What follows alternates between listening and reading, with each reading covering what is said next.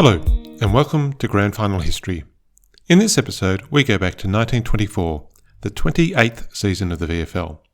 There were some other sporting events in 1924. The very first Winter Olympics were held in Semifinal in France, but Australia would not compete at the Winter Olympics until 1936, not a big distraction for the average football supporter. The Summer Olympics, starting in May in Paris, did capture people's imaginations. A team of 34, men only, competed for Australia, winning 3 gold, 1 silver and 2 bronze medals. Andrew Boy Charlton was a hero, winning the 1500 metre freestyle in world record time. Anthony Winter won the gold in the triple jump, or hop, skip and jump as it was called then, and Richmond Eve won gold in the diving. In the business world, an American company called the Computing, Tabulating, Recording Company renamed itself as IBM. The new name seems to have been a success. Back in Australia, 1924 saw the very first federal cabinet meeting held in Canberra. It was hosted at Yarralumla, which would in time become the home of future Governor-Generals. One of the important decisions made by the Australian federal government in 1924 was to make voting in federal elections compulsory, a decision that still binds us today. And to show the further development of flying and aircraft, 2 RAAF pilots managed to circumnavigate Australia, leaving from Point Cook on the 6th of April and returning to St Kilda 44 days later to a hero's welcome in front of over 10,000 people. I'll share a link to a silent film that shows the plane landing in St Kilda and the crowds on the foreshore and the St Kilda Pier. But it would still be a while before a VFL team would get on a plane to travel. 1924 saw the establishment of the Ski Club of Victoria by a group of enthusiasts who were inspired by the snow-covered Mount Buller, only a 24-hour journey from Melbourne. It is not clear how many Melbourne supporters were in the initial ski club membership. And in December 1924, American astronomer Edwin Hubble confirmed the existence of galaxies outside of the Milky Way, forever changing the understanding of the universe. But we will be focusing on the stars playing in the VFL. The league delegates were busy in January. There was a major change to the final system to address crowd capacity problems at the MCG. Now, in an average home and away round during the season, at least 80,000 people would attend 4 games. But the MCG struggled to fit the 50 to 60,000 people that wanted to see a semi-final. The new system for 1924 was a round-robin system between the top 4 teams. Over 3 weeks, there would be 2 games each Saturday, with one at the MCG and the other at a ground to be confirmed. 2 games each week meant more room for spectators, more people attending the games, more money for the league to share between the clubs. There had been a round-robin system in 1897 before being replaced with a variety of final systems before the Argus model became established. The one difference with the 1924 round-robin was the potential for a grand final if, after 3 weeks, the top-of-the-ladder team was not the winner of the round-robin system. Like the amended Argus system, being the minor premiers would still provide the distinct advantage of a right to challenge. Only St Kilda opposed the system when it was first raised, but after a week of further discussion, the proposal was agreed by a sufficient majority of clubs. It turned out to be a bit of a fizzer, as we will see later in this episode, but most of the reporting at the time was very positive. We'll see if the press acknowledges their initial support when they review the process at the end of the season. At that same January meeting, Collingwood's delegate Ern Copeland was able to reverse the league's previous decision that Victoria Park was not to be used in season 1924 because of a dispute with the Collingwood Cricket Club not raising their membership, as had been agreed with the Grounds Management Committee, when the VFL clubs also increased their membership. It might have meant a different history for Collingwood if they'd been forced out of Victoria Park in 1924, but it would be another 76 years before the Magpies played their last game at Victoria Park. January 1924 also saw the sad news of the deaths of 2 key characters in the story of the VFL. In late January, news arrived from Western Australia of the death of the Prince of Umpires, Henry Ivo Krapp, aged 51. He had umpired 17 finals, 7 grand finals, and was inducted into the AFL Umpires Hall of Fame in 2008, as well as being elevated to grand final legend status. He had set the standard of umpiring in the early years of the VFL before moving to Western Australia for work. In 1906, he was so well regarded that the VFL requested that he umpire in the 1921 National Carnival when he was aged 48. January also saw the death of longtime VFL and Geelong administrator Charles Brownlow.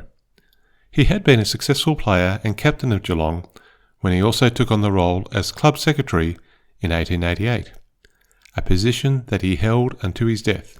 He was the vice president of the VFL, also the chairman of the Australian Football Council, and chair of the League Permit and Umpires Committee, and had been pivotal in the successful administration of the VFL from its earliest days. He had become ill during the last football season and never fully recovered. He would leave a widow and 3 daughters, dying aged just 62.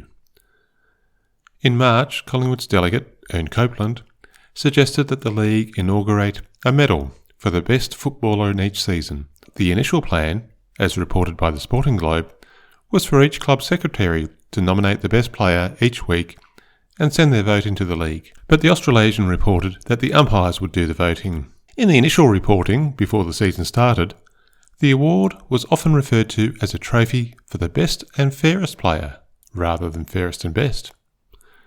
Both Old Boy in the Argus and Jack Worrell in the Australasian questioned whether umpires were the best people to vote for such an award, given the energy and effort required to officiate the game. They would not be the last people to raise this issue. In addition, there would also be a special game held on Easter Monday where a combined league team would play Geelong to raise funds for the Charles Brownlow Memorial, a grandstand at the Corio Oval that would also honour Henry Young, a former Geelong captain. The game was played on the Monday before the season started in front of 7,000 people, and Geelong beat the league team by 7 goals. 1924 was also the season where it was decided that home clubs would wear black shorts and visiting clubs would wear white shorts. This would allow players to more easily distinguish between the two competing teams. There had been a letter to the Sporting Globe by Mr. J. Campbell from North Melbourne a year earlier, and now their idea was being implemented by the league. Perhaps there are other people also pushing this concept too. If you're interested in the various uniforms and jumpers worn by the VFL and AFL clubs, I recommend the footyjumpers.com podcast and website. It's a terrific resource. There are also changes with the umpire's coach. Jack Elder had retired after just 1 year due to ill health, and his successor was 3 times grand final umpire Arthur Norden. The Herald hoped for uniform interpretation of the rules to help improve the standard of play, an issue that continues to be raised in the modern game. There was much enthusiasm for the opening round. New recruits had been trialled, improvements had been made to a number of grounds, albeit the press boxes at Collingwood and Richmond came in for some severe criticism, but overall the level of optimism for the season was high. There were several new coaches. Carlton had enlisted Percy Parrott, the famous Fitzroy forward, as a non-playing coach. Melbourne had got their hands on Fitzroy's star, Gordon Rattray, but the Maroons would not clear him as a player, so he became the league's youngest non-playing coach at the age of 25. However, he would play 1 game this year. More on that later. Geelong's previous coach, Bert Taylor, had gone to Western Australia, so Lloyd Hagger took on the role as captain coach. And at St Kilda, Dave McNamara's retirement meant that Wells Eek would take on that role as he had in 1919. No changes at the other clubs, though South Melbourne's coach, Charlie Panham, had again asked Collingwood to clear him as a player, but again was refused, so he would continue as a non-playing coach. There was some commentary in the papers that the traffic in players between the city and the country was not all one way. After many years of recruiters going bush to find players, some VFL clubs were finding a few players were moving to the country to take up coaching roles. While they may need a clearance for the VFA, the players could go to the country for some good money, a new job, and even if, as Jack Worrell noted, they might be sadly in need of instruction and discipline themselves, the country club had a new player to help make their side more competitive. Another type of traffic was also under consideration, given the popularity of the game and the congestion on Saturday afternoons. Care had been taken with the fixture to ensure neither Melbourne and Richmond had home games at the same time, and that St Kilda and South Melbourne were also arranged not to play in the same week. The pairs of grounds being so close, the crowding was becoming a safety concern. There was an ongoing fear of players exerting too much control on the game, even though the agreement between the VFA and VFL and the district scheme had mitigated the bidding war between the clubs. Old Boy in the Argus warned of the dangers of a players' council, or union as we would call it. Today's Players Association might be surprised to hear the opinion that, when the game gets into the hands of the players, the end will be not far off. The opening round was on the 26th of April, with about 90,000 people making their way to the 4 games. A measure of football's popularity is that this represents about 10% of Melbourne's population, and that's not counting the additional 24,000 at VFA games. Reigning premiers Essendon unfurled their flag at Windy Hill, the first flag at this ground, when they hosted Collingwood. But the festive air was reduced somewhat when Collingwood had a stronger second half, coming from behind to win by 2 goals. Fitzroy played Carlton at the Brunswick Street Oval. The Maroons had picked up former Essendon forward Jack Moriarty, who had led Essendon's goal kicking in 1922 and helped win a semi-final in his first year. But he was dropped to the reserves and could not find his way into the seniors when Greg Stockdale became the leading goal kicker in 1923. But Essendon might have questioned letting Moriarty go when he kicked 7 goals in the opening round to help Fitzroy win an extraordinary game against the Blues. At half-time, the Maroons had a 7-goal lead, but Carlton kicked 6 goals in the last quarter and went down by just 2 points. Round 2 saw more large crowds and exciting games. 53,000 people at Princes Park saw Carlton come from behind to tie with the reigning premiers, Essendon, who were yet to win a game after 2 rounds. Fitzroy's Moriarty kicked another 7 goals as the Maroons had an easy win against South, even though South scored a goal after the bell rang for half-time. The umpire could not hear the tolling bell with the noise of the crowd, although the Sporting Globe criticised the timekeepers for not continuing to ring the bell until acknowledged by the umpire, as required by the rules. Fortunately, it did not impact the result of the game. The Herald had noted the highest scoring games this season. The opening round match between Fitzroy and Carlton was the very first game where both clubs had exceeded 100 points. But Carlton's game against Collingwood in round 5 surpassed that again. Collingwood's 19 goals 17, 131, to the Blues 16 goals 11, 107. Carlton lost the game, but they did set a record for the highest ever losing score. After round 6 at the end of May, Fitzroy were the top team with 5 straight wins, closely followed by Collingwood with 4 wins after losing their round 6 game to South Melbourne. Fitzroy's Jack Moriarty was on fire, 7 goals in each of the first 3 weeks, and he would kick 9 against St Kilda in round 7. At the other end of the ladder, the Tigers were struggling, with just 1 win against St Kilda in round 6 after losing the first 5 games of the season. The state of the game, and its fall from grace when it was better in the past, has worried many commentators over the years, no matter what the era. Jack Worrell provided another example of this in May when he wrote, "The curse of modern football is that everything has been sacrificed to pace. The game is faster than in the days of old, but to one mistake made 30 years ago, there are 100 now." Whatever the era, probably whatever the sporting code you follow, there will never be a shortage of those who consider that the current game is not as good as it used to be. Old Boy, writing in the Argus, also called out the need to reform the handball rule, to crack down on throwing the ball. He called for the rule to be adjusted so that it was clear the ball had to be punched with a clenched fist, noting that this would be a much better use for the fist than we sometimes find. By the end of round 12, 2/3 of the way through the season, there had been several turnarounds. Richmond were just outside of the 4 on percentage. They had won 4 of the last 6 games, including wins against old rivals Carlton and Collingwood, and beating top of the ladder Fitzroy. The Maroons were still on top of the ladder, but looking shaky after losing 3 games in a row, while Collingwood was slipping down the table, having lost 5 of their last 6 games in an injury-impacted year. Things were so tough for Collingwood that Bill Buck, the club's secretary, would pull the boots back on for games in rounds 11 and 12, and even come out for the final game of the season. Apparently, while his help on the field was appreciated, it meant that the quality of work as secretary suffered, and when new secretary George O'Connor took over the role in 1925, the club records were said to be in a chaotic condition. The round 12 Carlton-St Kilda game saw one of the more unusual events in VFL history. Halfway through the second quarter, St Kilda's captain, Wells Eek, called for a count of the players, complaining that Carlton were playing with 19 players.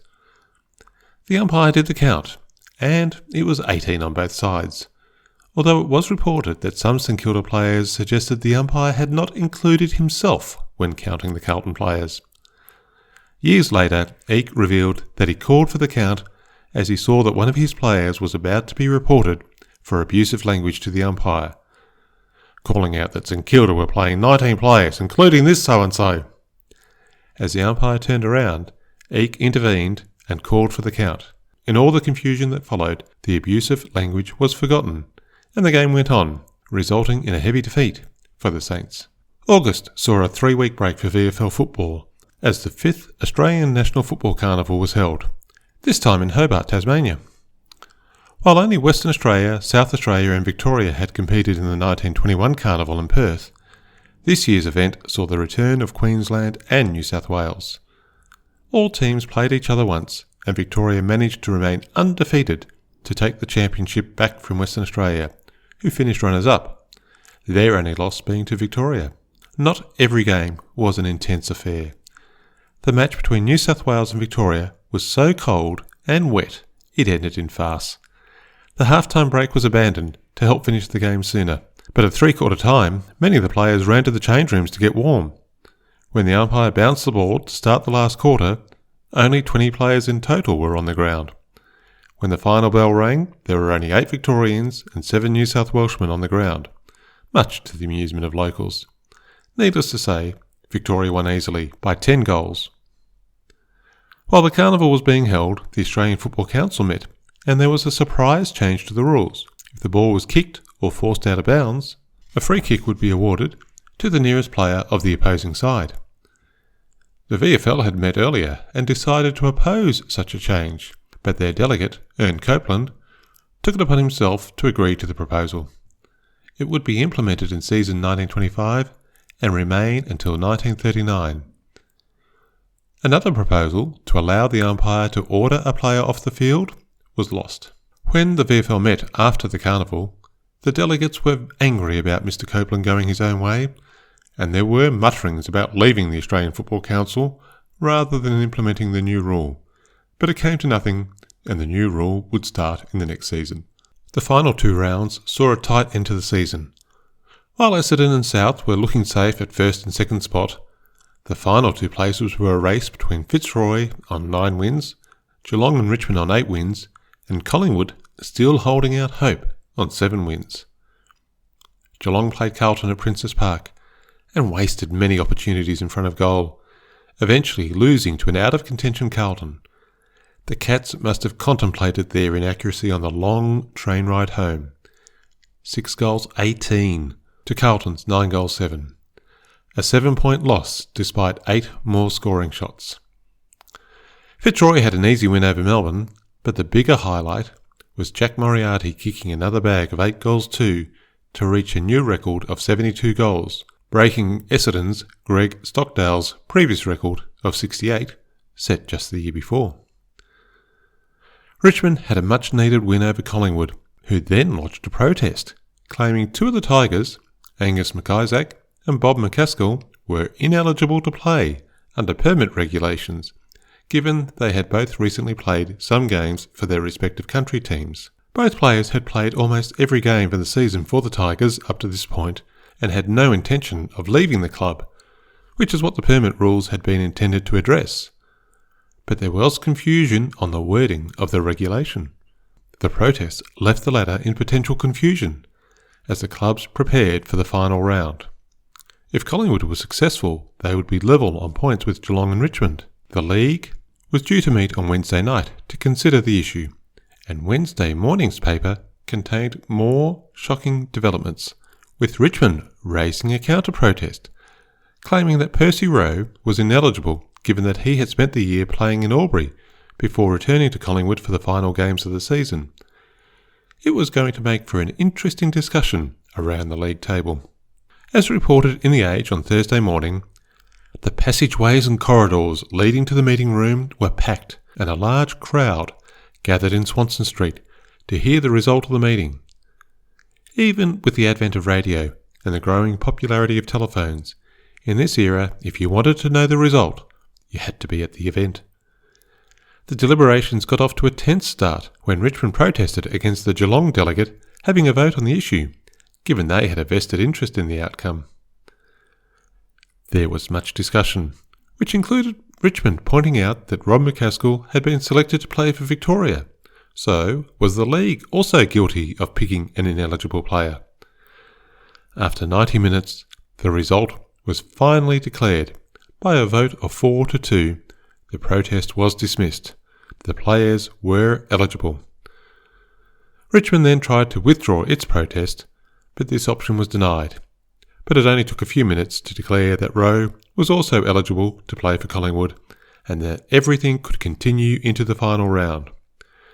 There were cheers from the Richmond supporters in the gathering throng, with cries of "Eat 'em alive" and "Go Tigers" ringing out across Swanston Street. It was now impossible for Collingwood to make the finals, but there was still competition between Geelong and Richmond. Richmond had to win against Carlton, because if Geelong won against South Melbourne, their superior percentage would put them into the final four. South travelled down to the Corio Oval and led for most of the day, but a big last quarter gave the home team hope that they could make back-to-back finals. But it was all undone. South held on to win by 1 point, and the win would have been heroic, but not done anything, because Richmond had already had a comfortable win against Carlton to ensure their position in the finals. It was an impressive result for the Tigers, given they had only one win after the first 6 rounds. They had then won 10 of the last 12 games to lay claim to being the form team. Collingwood had their last bit of glory for the year by beating neighbouring rivals Fitzroy. It was a dramatic win made even more noticeable because of the Magpies' injury problems. They started the game with 16 players, and the 17th joined shortly, but it was not until halfway through the first quarter that club secretary Bill Buck pulled on his boots for his final game. But even this result was somewhat meaningless, because with a round-robin final series to decide the premiership, the only position that counted was top of the ladder, which did give Essendon the double chance if they did not win the premiership via the round-robin system. Even Essendon finished the season on an odd note, losing to last-place Melbourne, who seemed to have found a forward in young Harry Davey, who kicked 4 goals, raising his season's total to 14 goals, having only played in the last 3 games of the season. So it was on to the finals, with 2 games to be played each week, which, in theory, would allow more people to attend, rather than being crushed in huge crowds at the MCG. Setting up the draw became a complicated affair. Neither South nor Essendon could be allowed to play on their home ground, but nor could clubs be allowed to have too many games at the MCG. After much pencil and paperwork and comparison of options, it was realised there would have to be drawing of lots, and one club was going to risk missing out on playing at the MCG. The first week would be Essendon versus Fitzroy at the MCG and South Melbourne versus Richmond at Essendon. The second week, Fitzroy would play Richmond at Princes Park, while Essendon played South at the MCG, and week 3 would see Richmond take on Essendon at the Lakeside Oval, while South played Fitzroy at the MCG. South seemed to have got the best of the draw, with their second and third games at the MCG, while Richmond got the worst option, with no games at the MCG, travelling to Windy Hill, Princes Park and the Lakeside Oval across the 3 rounds. But their delegate agreed that it had been the luck of the draw, and this was how things had fallen. While some considered the new system a money-raising exercise by the league, There was also the reality that additional games incurred additional costs for the competing clubs, while gate takings in the finals were spread evenly between all 9 clubs, after the first 10% had gone to charities. However, the league did allow £65 to each competing club per week for expenses. The Herald reported that if the costs of the new system were not covered by revenue, the league would revert to the previous finals system.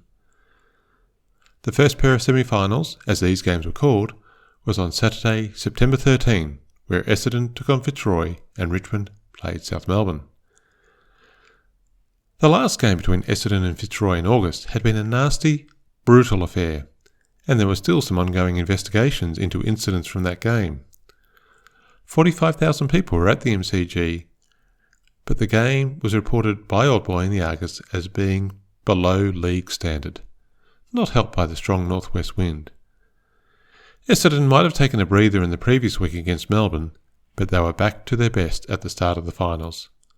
Sadly, Fitzroy's disappointing second half of the season, where they had lost 6 of 8 games, continued, and they were no match for the Dons.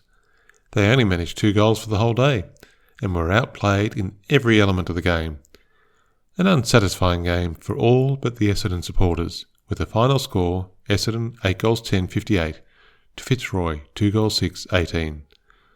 Old Boy included a joke about Essendon's improved form from one of the spectators that might not have seemed so funny in a few weeks' time. As a racing man put it, they ought to be put up before the stewards for reversal of form. In the previews of the other semi-final, it was noted that South had won both games in the season, getting a win early on when the Tigers were struggling, and then when Richmond were on their successful run, South was still able to defeat them. With a huge crush expected at Windy Hill, given the races were also happening at Moonee Valley, both teams were to travel in special charabancs, according to the Herald, which could have been a horse-drawn carriage, but was also a term used for early motor buses.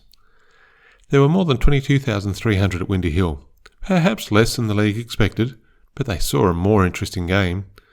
South dominated the first half and had a 2-goal lead at the main break, but according to Old Boy, the Southerners changed tactics after half-time and started to play the man and not the ball. Despite suffering several injuries, Richmond kicked 7 goals to South's 1 solitary point, and even with the scoring end in the fourth quarter, South could not make up enough ground. The final scores were Richmond 13 goals 7-85, defeating South Melbourne 9 goals 3-57. After these first 2 games, some observations were made about the new final system. While the overall crowd numbers may have been in line with expectations, the gate takings were down. The primary reason was that many of the spectators were members of one of the 4 competing clubs, who did not have to pay to enter the ground when their team was playing. When only one semi-final was being played, there were more neutral attendees getting their football fix for the day and increasing the gate takings for the league. A critical point because, as mentioned earlier, finals revenue was distributed evenly between the clubs, and many of them would already have incurred costs, assuming the revenue from the finals would be enough to see them through. The enthusiasm shown for the new system at the start of the year was beginning to wane, as noted by Old Boy in the Argus on the Friday before the second round of the semi-finals. If Essendon beat South Melbourne and Fitzroy beat Richmond, the premiership would almost be decided, and interest in the third round would decline. Before the second round of finals were held, the umpires and permit committee met on Wednesday the 17th of September and opened the envelopes containing the umpires' votes for the fairest and best player of each game across 18 rounds.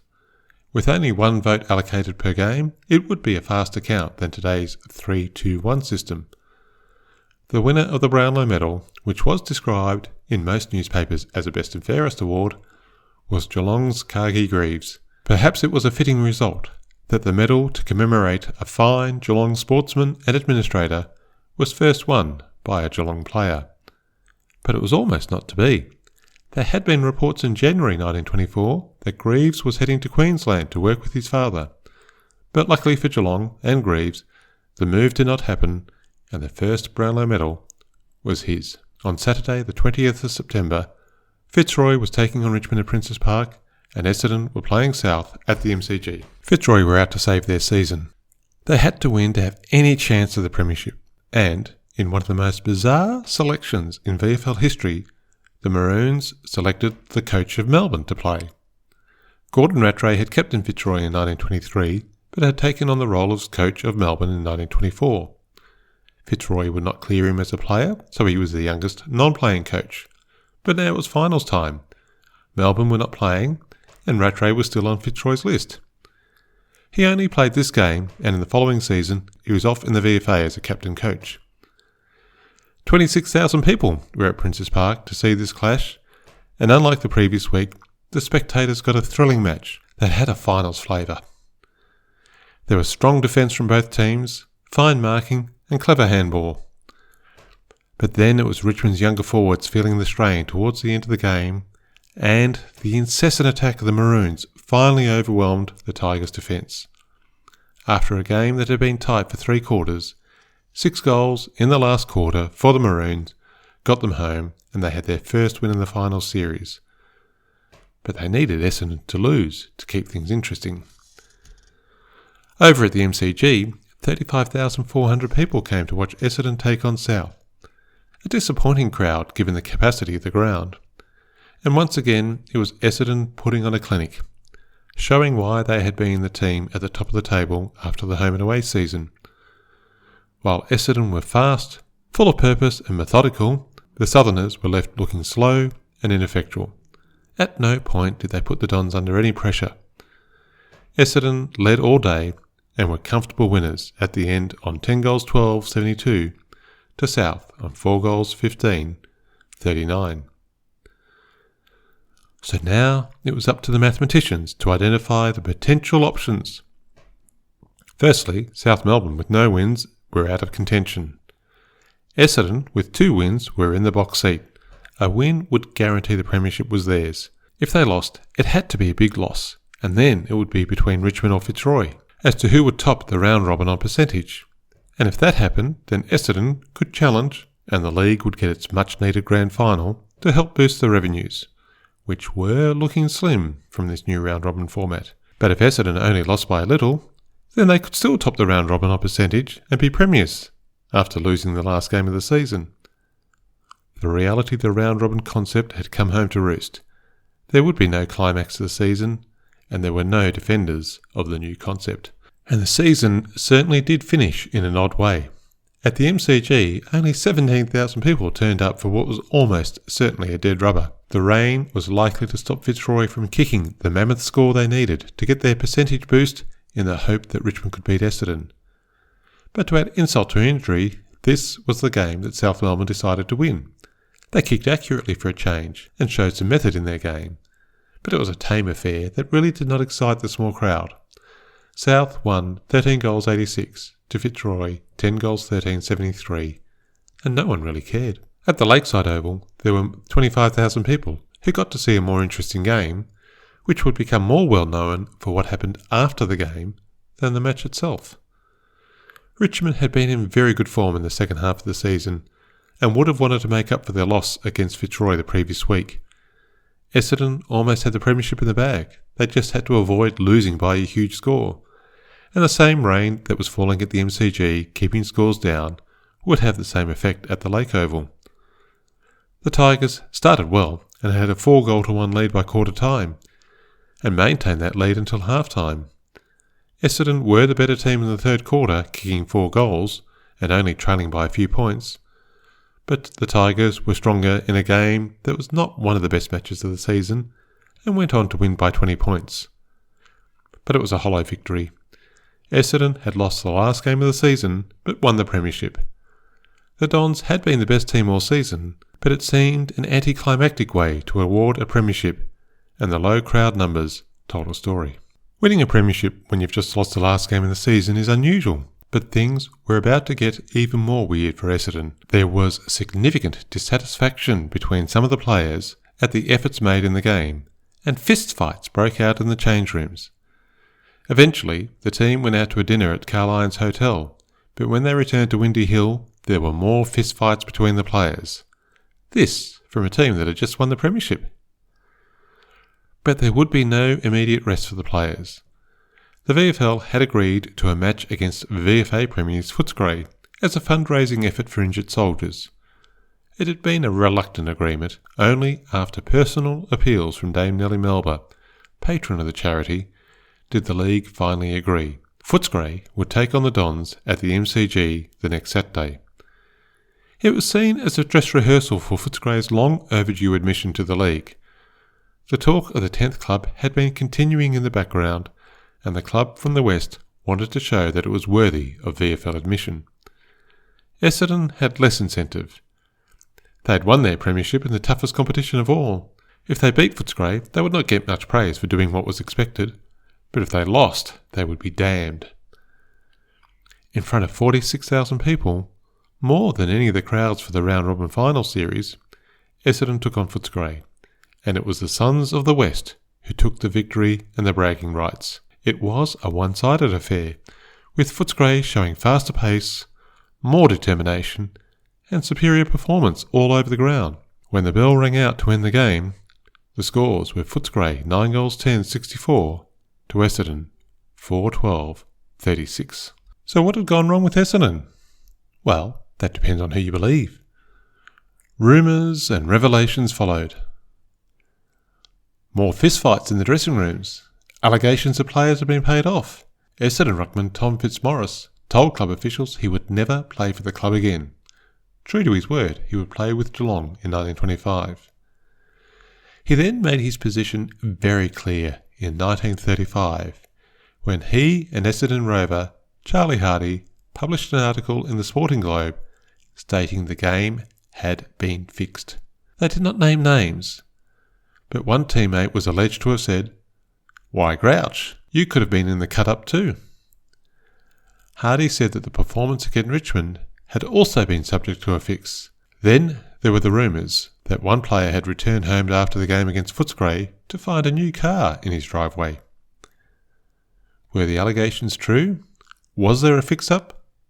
Well, the truth is, we'll never know. Obviously, Fitzmaurice and Hardy felt strongly that there was truth in the allegations, and Fitzroy were no strangers to bribery allegations. The 1922 VFA Grand Final was followed by an intense scandal and investigation where Port Melbourne players claimed they were offered bribes by men associated with Fitzroy, and Vern Banbury was banned for life by the VFA. Some would say, where there's smoke. But on the other hand, 5 players, Maher, Becton, Stockdale, May and Rawle, went to the truth to clear their names, and they fully supported another player, Norman Becton. Dale James Blair has written an extensive article on this issue, trying to pierce the fog of time, and in his analysis, he leans to Fitzroy just being the better team on the day. I will post a link to his article on the grandfinalhistory.com.au website. To add to the bitter end of the season, the Essendon reserves team were caught up in a scandal of their own. The second 18 competition had followed the same round-robin format, but the ladder-leading club Geelong had not won the round-robin, so they had the right to challenge against Essendon's second 18. A grand final would be required. But where would it be played? The MCG was being used for the charity game between Essendon and Fitzroy. The first option was Corio Oval in Geelong, but this was Geelong's home ground. The second option was Cardinia Park, a neutral ground. Geelong would not move there for many years. But Essendon were adamant they would not travel to Geelong for the grand final. The second 18 had the support of the seniors and the Essendon City Council. It is worth noting that Geelong, the ladder leader, had travelled to Melbourne for all 3 of their round-robin semi-finals, resulting in additional costs and fewer supporters. So, Geelong Reserves won the 1924 premiership by forfeit, and Essendon were fined £10, which is about $800 to $900 in today's money. So regardless of the truth about the allegations of match fixing, the disharmony at Essendon was real, and the club would not be able to reproduce the glory of the dual premiership years of 23-24.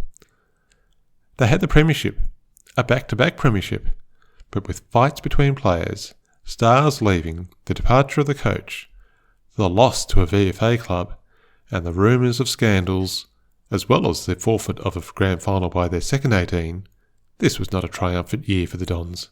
Back at league headquarters, there was still much work to be done before the year was out. The perennial question of the admittance of a 10th club had been the topic of much conversation, as in previous years, but now there were two new factors in the equation.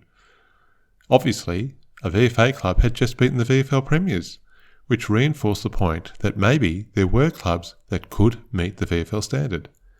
Secondly, there was a development that would become a recurring theme for the league over coming decades.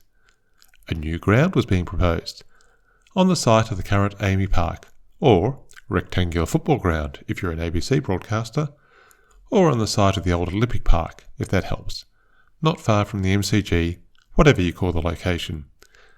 This was being developed by a private company called Melbourne Carnivals, with some help of a local entrepreneur, Collingwood supporter, and what we might call colourful racing identity, John Wren. The league were keen to be able to play games on a ground not controlled by the cricket clubs or the ground management committee. The VFL also wanted to stop VFA, rugby or soccer getting their hands on such a conveniently located ground. Melbourne Carnivals were said to have done a deal with the newly formed Public Service Football Club, which would be made up of federal and state public servants, to lease the ground if they gained admission to the VFL. And then there were the usual calls for clubs such as Brunswick, Camberwell, Hawthorn, North Melbourne, Caulfield, Paran, etc. But the league kept delaying its decision, and the Public Service Club began to have conversations about joining the VFA, giving the association access to the much-desired new ground. There was talk of Richmond moving to the new ground, but despite an attractive offer from the Melbourne Carnivals company, the Tigers decided to stay at Punt Road. The league was also in a dilemma. It wanted some of the VFA clubs, but it had an agreement with the association to only allow players to transfer with a clearance from the VFA. And so the year would end on this unresolved note. Many meetings, much discussion, but no public announcements. To find out what might happen, we need to wait till the next episode. So we'll leave 1924 here. Not the best year for the VFL. The round-robin final series had been welcomed at the start of the year as an innovation that would allow more people to see finals football in comfort, but the result was a disappointing anticlimax, except for Essendon that gained the premiership. But it was clear that Essendon was not a happy club. The death of Charles Brownlow had resulted in a new award that has grown in importance and stature for the fairest and best player, even if most of the reporting at the time did call the Brownlow Medal a Best and Fairest award. Perhaps 1925, the 29th season of the VFL, would provide a more positive experience for administrators, players, club officials and supporters. If you've enjoyed Grand Final history, please leave a review where you get your podcast from. The more goals we kick, the easier it is for others to find the podcast. If you have questions or want to leave feedback, please email me at info@grandfinalhistory.com.au or check out the grandfinalhistory.com.au website or Facebook or Twitter for more Grand Final history.